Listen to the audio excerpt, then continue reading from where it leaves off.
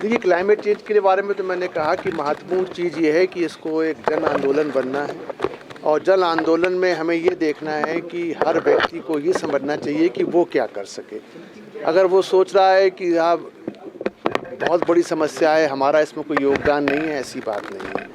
तो इसको जैसा कि मेरा जो सार था मेरे आज यहाँ का अभिभाषण का, वो यही था कि जो यहाँ जितने लोग बैठे हैं या बाहर के भी लोग हैं, उनको ये समझना चाहिए कि इससे बड़ी एग्जिस्टेंशियल इशू कोई नहीं है।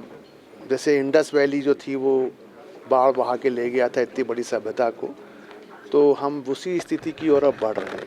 तो उसको रोकने के लिए हमें सबको हर व्यक्ति को इसके बारे में सोचना है। ड्रग का जो इशू है वो ये है कि इसके साथ स्टिग्मा बहुत है, डिनायल बहुत है।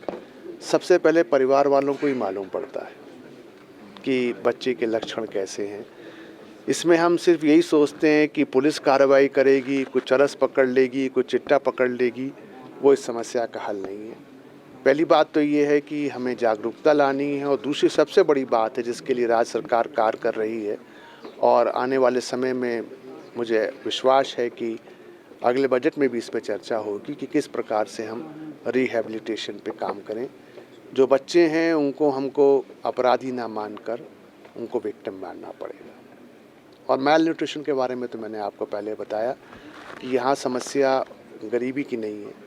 यहाँ समस्या ये है कि जो बच्चे आजकल 1-2 हो रहे हैं, तो हमको लगता है कि हम उनको कोका कोला पिला दें और जूस पिला दें, वही हमारा प्यार है उनके प्रति। और राजनीतिक दलों जब हम उनको पुश करेंगे उस तरफ, उनको आना तो चाहिए, लेकिन जब तक जनता में, मैंने आपसे कहा, जन आंदोलन बनेगा तो वो भी इसको अपना मैनिफेस्टो में लेके आएंगे।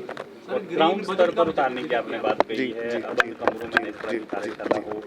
रिसर्च सेंटर में हो, और इसके बाद जब इसकी रिपोर्ट्स आ जाएं, इसकी रिकमेंडेशंस आ जाएं, तो हमें लोगों तक तब तक उसको पहुंचाएंगे नहीं, तब तक तो फिर पूरा लाभ नहीं मिलेगा ना। सर, ग्रीन बजट की बात, देखिए, ग्रीन बजट जैसा मैंने आपसे पहले भी कहा, ये मेनली एकेडमिक एक्सरसाइजेज हैं। इनका एक लिमिटेड पर्पस होता है, वो होना चाहिए। क्योंकि ऐसे जब जेंडर पे हमने काम शुरू किया, देन वी रियलाइज कि हमको मालूम नहीं है, बट हिमाचल में बहुत अच्छी जेंडर बजटिंग है ना। अब ऐसे अगर आपको छोटा सा उदाहरण दूँ मैं, अब ऐसे ये बात हो रही है, आजकल सब राज्य जो है वो महिलाओं को पैसे दे रहे हैं, तो अगर आप उसको इंक्लूड कर लें तो आपको लगेगा बजट का एक बहुत बड़ा पैसा जो है वो फीमेल जेंडर को जा रहा है।